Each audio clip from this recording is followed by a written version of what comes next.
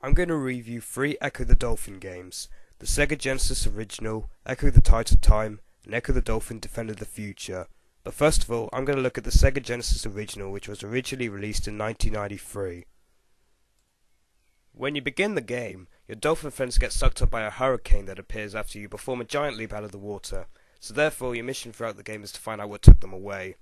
Your moves include a dash, which can be used to make you leap higher out of the water, or as a weapon against various creatures like jellyfish, sharks, crabs, and so on. There's also a sonar, which is used for communicating with other creatures or bringing up a map of the area you are in.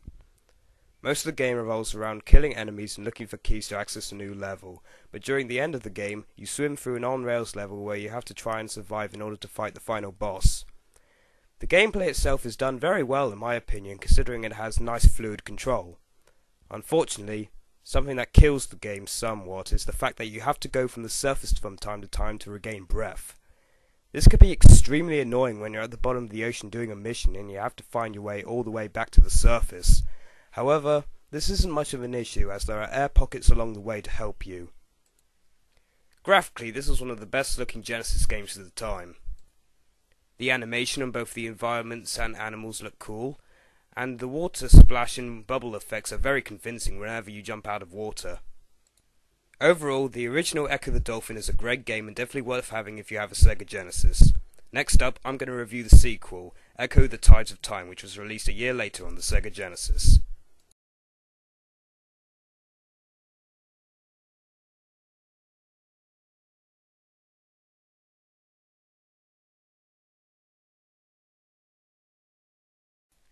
The gameplay in the sequel is pretty much the same as in the original. You still have your standard dash and sonar, but this time they gave us some pseudo 3D levels to play through. The pseudo 3D levels are really fun to play through, even though all you really do in them is dash through a bunch of rings in order to get close to the island you're headed, but along the way you have to kill enemies that are trying to get in your way. In regular 2D based gameplay, missions vary from finding pieces of a mystical sea creature, killing a number of enemies, or navigating your way through a large maze. The graphics in the game are pretty much the same as in the original. However, the animation of Ecco and the other dolphins appear to have a lot more colour and detail on them. Also, when you're playing through the 3D levels, they look very impressive. I haven't really got much else to say about this game, but if you loved the original, I guarantee you're going to like the Tides of Time. It's the same game, 3D levels.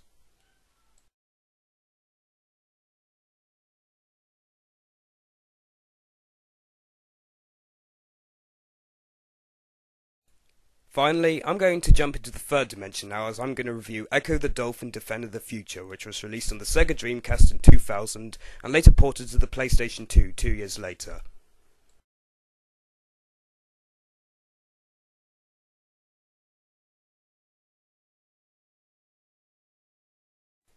In this game, you have most of your abilities from the 2D games, but you also have some new tricks at your disposal. You can do quick turns to quickly steer into the opposite direction, do tail walks out of the water, just to show off or whatever, and you also have the ability to swim backwards. Although you do this very slowly, it does help a bit when you need to go back slightly to defuse something you missed. This game works like an action RPG in the sense you can attack enemies freely, but also put creatures to do missions. The missions creatures can set you are objectives like finding a lost relative, defeating a certain large fish, or doing a race to get a reward. Along the way you may find tiny pieces of the Guardian. The Guardian is a giant crystal that acts as the dolphin's shield against the main villains in the game, the foe. Along the way you will fight various foe as well as your regular sharks and jellyfish. So it's not just the same predictable enemies over and over again. Visually the game looks awesome. The world is fully simulated, so the movements of the fish and plants look very realistic.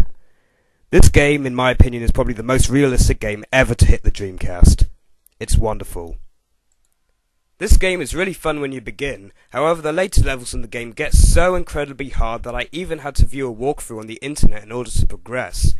I must also add that the first 2 games are also a bit difficult as well. Not gameplay wise, but where the hell you have to go wise. But, when I got the hang of it, and I knew exactly where to go afterwards, Defender of the Future stood out as a good game for me. If you own a Dreamcast, this is definitely one worth having in your collection. As this video's credits roll, I'll give you my personal scores on all 3 games. And I urge you to try and track these games down, as they're really fun to play. Challenging, but relaxing.